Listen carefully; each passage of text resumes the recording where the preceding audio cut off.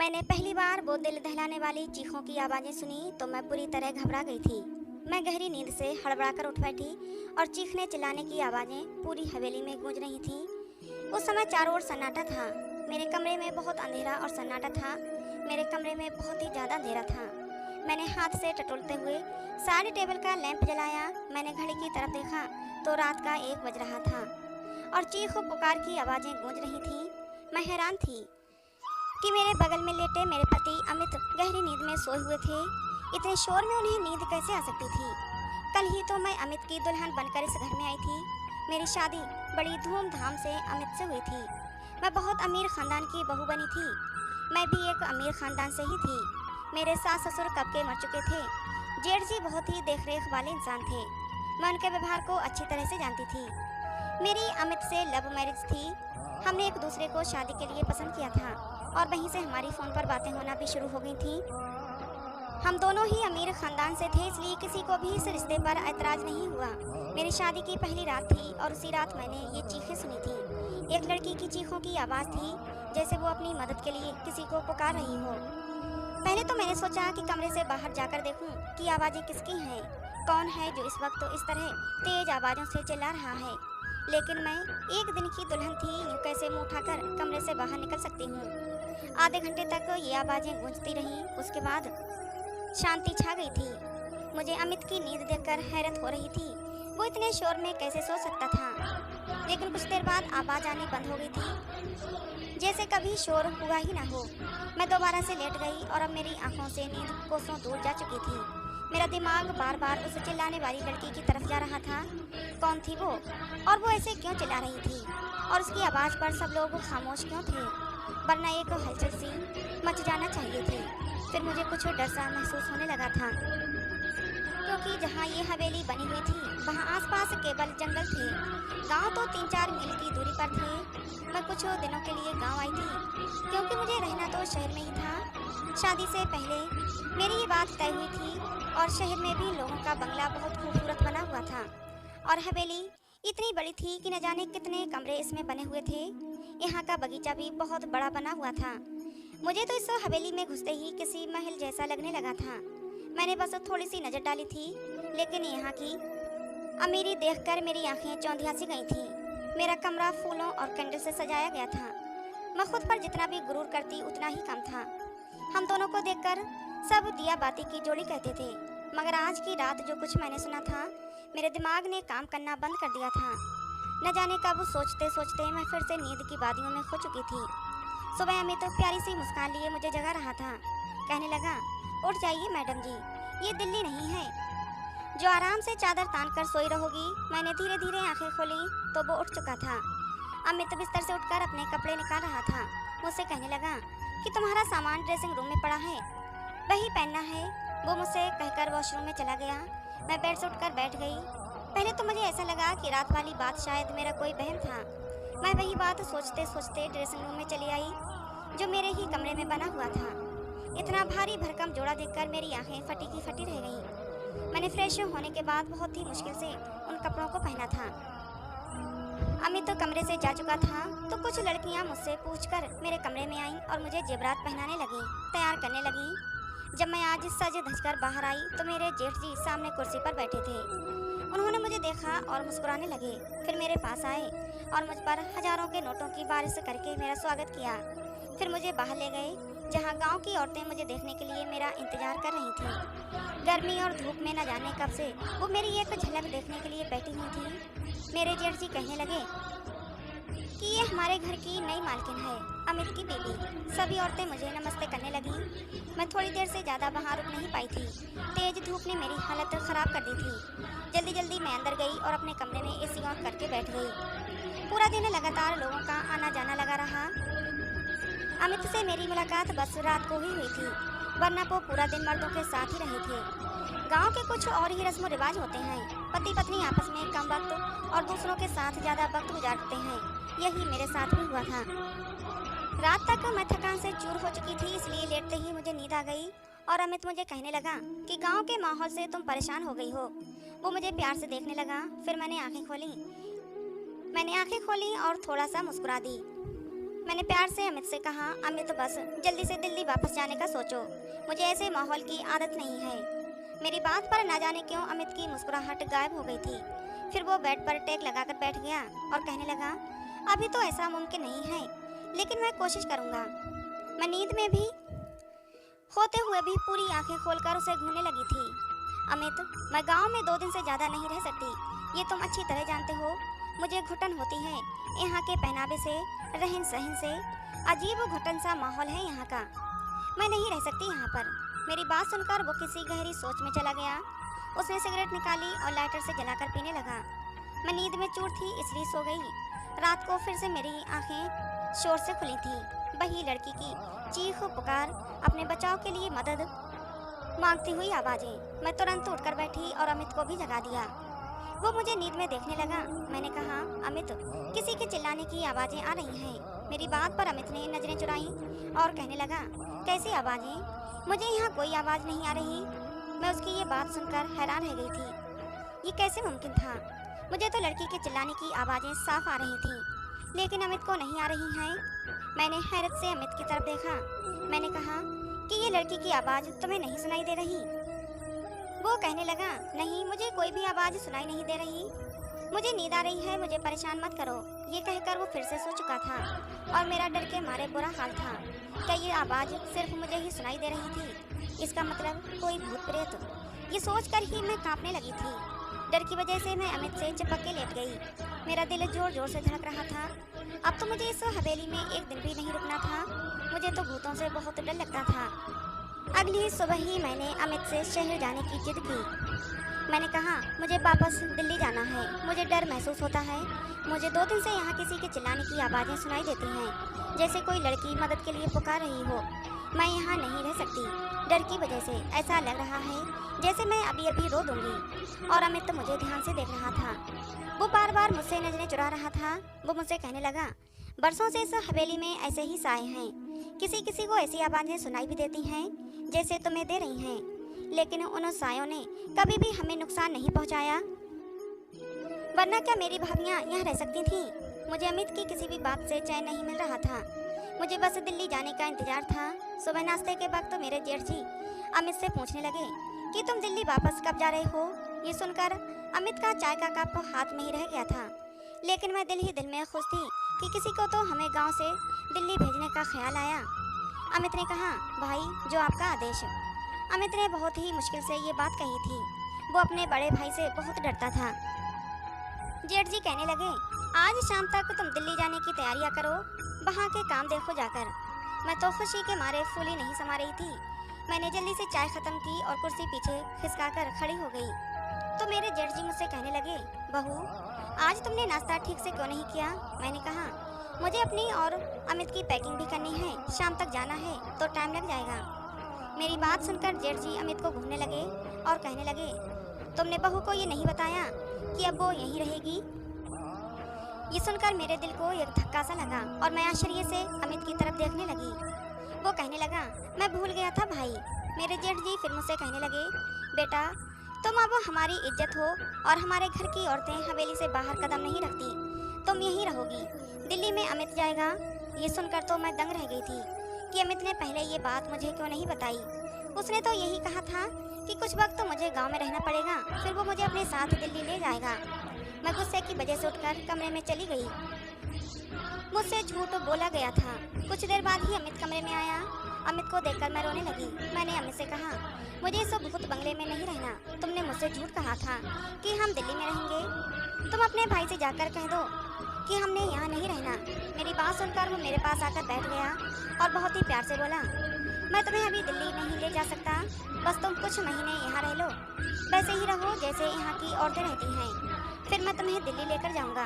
मैंने कहा, मैं तुम्हारे बिना यहाँ नहीं रहूँगी। रात के वक्त वो चीखों की आवाज़ें मेरी जान निकाल देंगी। मुझे बहुत डर लगता है। वो मुझसे कहने लगा, तुम चीखों पर ध्यान मत दो, वो जो भी है तुम्हें कुछ नहीं करेगी, ये मैं तुम्हें वादा करता हूँ। तुम बस कमरा लॉक रखना और रात को बिल्कुल भी बाहर मत निकलना। अमित की बातों ने तो मुझे और भी ज़्यादा डरा दिया था। मैंने कहा, मैं अकेली रात को इस कमरे में नहीं सो सकती। अमित तो कुछ देर तक कुछ सोचता रहा, फिर कहने लगा कि ठीक है, मैं भाई से कहकर एक नौकरानी का इंतजाम करवा दूंगा, वो तुम्हारे साथ इस कमरे में सो जाया करेगी। लेकिन तुम बस ये कोशिश करना कि भाई को तुमसे कोई शिकायत ना हो। मैंने इस बात पर सर हिला दिया। अमित शाम को दिल्ली के लिए निकल चुका था और मैं अकेली रह गई। रात को मेरे साथ एक नौकरानी मेरे कमरे में सोने लगी थी।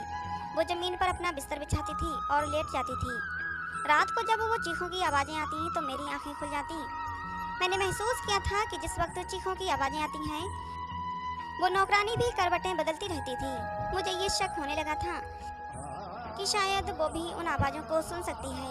कई बार मैंने उस नौकरानी से चीखों के बारे में पूछा तो उसके चेहरे का रंग उड़ जाता था और वो डर जाती थी। फिर ना मैं सर हिलाने लगती और कहने लगती, मैंने तो ऐसी कोई आवाज़ नहीं सुनी। मैंने उसके डर से ये तो अंदाज़ा लगा लिया था कि कहानी कुछ और ही है। इसलिए उसे कहा कि मैं जानती हूँ कि ये आवाज़ें तुम्हें भी सुनाई देती हैं। मेरी बात सुनकर वो मेरे सामने हाथ जोड़ने लगी और कहने लगी, इस बात का जिक्र हवेली में किसी से न करना, वरना बहुत बुरा होगा। उस नौकरानी की बात तो सुनकर मुझे जानने की उत्सुकता होने लगी कि आखिर मालूम भी तो हो कि ये सारा माजरा क्या है। मैंने रात को जब वो चीखों की आवाज़ें सुनी तो ये ठान लिया कि सच्चाई क्या है इसका पता लगाकर ही रहूंगी, क्योंकि कहीं ना कहीं मुझे ये यकीन तो हो चुका था कि ये मामला भूत प्रेत का नहीं है। रात को चिल्लाने की आवाज़ें सुनकर मैं उठ खड़ी हो गई और दबे पांव अपने कमरे के दरवाजे के पास आई और धीरे से दरवाज़ा खोला। मुझे वो आवाज़ें ऊपर की मंजिल से आ रही थी। मैं धीरे धीरे से चलती हुई ऊपर चढ़ गई। वहाँ से आवाज़ें मुझे और भी नज़दीक से सुनाई देने लगी थी। जब मैं उन आवाज़ों का पीछा करते हुए आगे बढ़ी तो सामने कमरे को देखकर मेरे होश उड़ गए। वो तो मेरे जेठ जी का कमरा था, जहाँ से लड़की के चीखों की आवाज़ें आ रही थी। मेरे चेहरे का रंग उड़ चुका था। मैं वापस नीचे आ गई और अपने कमरे में आकर अपनी बढ़ती दिल की धड़कनों पर काबू पाने लगी। प्रताप यानी कि मेरे जेठ जी के कमरे से आ रही थी ये आवाज़ें, और ये आवाज़ सुनकर मैं ये सोच भी नहीं सकती थी कि वो ऐसे भी हो सकते हैं। उनकी पत्नी भी जिंदा नहीं थी, ना ही उन्होंने दूसरी शादी की थी। दुनिया के सामने वो कितने बड़े संस्कारों वाले थे। फिर वो आवाज़ें, मैं खुद से ही बातें करने लगी। मेरे दिल में उनकी बहुत इज्जत थी। मैं उनके बारे में इस तरह से सोच भी नहीं सकती थी। मेरी आंखों से आंसू बहने लगे। मैं अपने बेड पर बैठकर रोने लगी। मेरे जेठ और औरतों के साथ नहीं, ऐसा कैसे हो सकता है? गांव वाले तो उनकी बहुत इज्जत करते हैं। फिर ये सब क्या था? ये उनका कौन सा रूप था जो आज मैंने अपनी आंखों से देखा था? मेरी पूरी रात रोते जागते ही कटी थी, क्योंकि मैं उनके बारे में ऐसा सोच भी नहीं सकती थी। सुबह नाश्ते पर वो उसी तरह बैठे थे। मेरी आंखें देखकर चाय पीते हुए कहने लगे, अमित ने फ़ोन पर बात नहीं की मेरी बहू से, तभी तो रो रो के आंखें सुजा ली हैं। उनकी बात पर मैंने कोई जवाब नहीं दिया। मैं खुद ही मुस्कुराने लगी। फिर बोले कि अमित वहाँ बहुत बिजी है, शायद इसीलिए फ़ोन नहीं कर पाया। मैंने उनकी बात का फिर भी कोई जवाब नहीं दिया। आज तो मुझे उनकी शक्ल देखने को भी दिल नहीं कर रहा था। कैसा दोगला इंसान था। दिन में नेक और रहमदिल बना रहता था और रात को ये सोचकर ही मेरा शरीर कांपने लगा था। मैं सोच चुकी थी कि अब उनका पर्दा फाश करके ही रहूँगी, लेकिन मैं नहीं जानती थी कि मैं अपने लिए कितनी बड़ी मुसीबत खड़ी करने जा रही हूँ। जब मैंने दोबारा वही आवाज़ें सुनी तो मैं फिर उसी कमरे के बाहर चली गई। कमरे के हॉल में से देखने लगी तो एक 15 या 16 साल की लड़की थी। गांव की ही लग रही थी। उसके चेहरे से उसका दर्द साफ पता चल रहा था। वो हाथ जोड़े अपनी इज्जत की भीख मांग रही थी, चिल्ला रही थी, चीख रही थी। लेकिन मेरे जेठ जी ने बड़ी बेदर्दी से उसका दुपट्टा उतार कर फेंक दिया था। मैं उसे ज़्यादा नहीं देख सकती थी। मैं वापस पलट आई। कैसे भी करके मैंने वो रात काटी थी। सुबह होते ही मैंने अमित को फ़ोन किया। मैंने कहा, तुमने मुझसे इतना बड़ा झूठ बोला। तुमने कहा हवेली में आत्माएं हैं, जबकि ऐसा कुछ भी नहीं है। वो आवाज़ें गांव की मासूम लड़कियों की हैं जो तुम्हारे पिता जैसे भाई की हवस का निशाना बनती हैं। मेरे मुंह में जो आ रहा था मैंने सब अमित से कह दिया। मेरी बात सुनकर वो गुस्से में आ गया और कहने लगा, अपनी जबान को बंद रखना, जैसे हवेली के सभी लोग रखते हैं, वरना तुम्हें प्रताप की ताकत का अंदाजा नहीं है। जान से मार डालेंगे वो तुम्हें। मैं अमित की बात सुनकर जितना हैरान हुई थी उतना कम था। मतलब वो अपने भाई के बारे में ये सब पहले से ही जानता था और वो भी इस सब में मिला हुआ था। मैंने फ़ोन बंद कर दिया। बुराई होता देखकर मैं इसे चुप नहीं रह सकती थी। मुझे बस एक सबूत चाहिए था, क्योंकि यहाँ ऐसा कोई भी नहीं था जो मेरे जेठ प्रताप के खिलाफ एक लफ्ज़ भी बोलता। इसीलिए मैंने रात होने से पहले ही बीमारी का बहाना बनाया और अपना कमरा लॉक करके अपने कमरे में बंद हो गई। मैं जानती थी कि प्रताप ऊपर कब जाता है, इसीलिए मैंने अपनी पिछली खिड़की से बाहर निकली और पाइपलाइन के सहारे ऊपर की तरफ पहुंच गई। प्रताप के कमरे के बाहर की खिड़की उस वक्त खुली हुई थी। मैं उस खिड़की के जरिए उस कमरे में पहुंच गई और उस कमरे को देखकर मैं हैरान रह गई। उस कमरे को किसी दुल्हन की तरह सजाया गया था। मैं उसी खिड़की के पास से एक कोने में छिप गई। रात 1 बजे प्रताप उस कमरे में आया और सामने सोफे पर बैठ गया। कुछ देर बाद उसका नौकर शराब की बोतल लेकर आया और सामने टेबल पर रख दिया। मैंने अपने मोबाइल का कैमरा ऑन कर दिया था। कुछ देर बाद एक सुंदर कम उम्र मासूम सी लड़की उस कमरे में आई। वो चिल्ला रही थी, बार बार ये कह रही थी कि उसे उसके घर वालों के पास जाना है। वो नौकर उस लड़की को कमरे के अंदर धकेलकर कमरा बंद करके चला गया था। प्रताप एकदम आराम से सोफे पर बैठा हुआ उस लड़की की बेबसी का तमाशा देख रहा था, जो बहुत ज्यादा रो रही थी, दरवाजा पीट रही थी, अपने बचाव के लिए मदद मांग रही थी, जिसकी चीखों पुकार हवेली की बेजान दीवारों में गूंज रही थी। वहाँ के लोग इस जुल्म पर बिल्कुल खामोश थे। वो लड़की जब दरवाजा बजा बजा कर थक गई तो प्रताप के पास आकर हाथ जोड़ने लगी, कहने लगी, प्रताप साहब मुझे छोड़ दो, मुझे जाने दो, मैं तुम्हारी बेटी की उम्र की हूँ, मुझ पर तरस खाओ। उसकी बात सुनकर मेरा जेठ गुस्से से उठा और उसके बाल पकड़कर कहर भरी नजरों से देखते हुए बोला, तेरी इतनी हिम्मत कि तू मेरे सामने अपनी जुबान चलाए। तुझे तो मैं अभी बताता हूँ कि मेरे सामने जुबान चलाने वालों का मैं क्या अंजाम करता हूँ। ये कहकर उसने उस लड़की को बड़ी जोर से जमीन पर पटक दिया। वो लड़की दर्द से बिलबिला उठी थी और मैं ये सब नहीं देख पा रही थी। न जाने कैसे मैंने खुद को काबू में किया हुआ था। वहाँ खड़ी ये सब देख रही थी कि फिर मेरे जेठ ने उस लड़की को पकड़कर बिस्तर पर पटका और अपना सिगरेट जलाकर जैसे ही उस लड़की के चेहरे पर लगाया तो उस लड़की की चीखों के साथ साथ मेरी भी चीखें निकल गईं। प्रताप तुरंत ही वहाँ से पीछे हटा। मेरी चीख सुनकर वो समझ गया था कि कमरे में उस लड़की के अलावा भी कोई और है।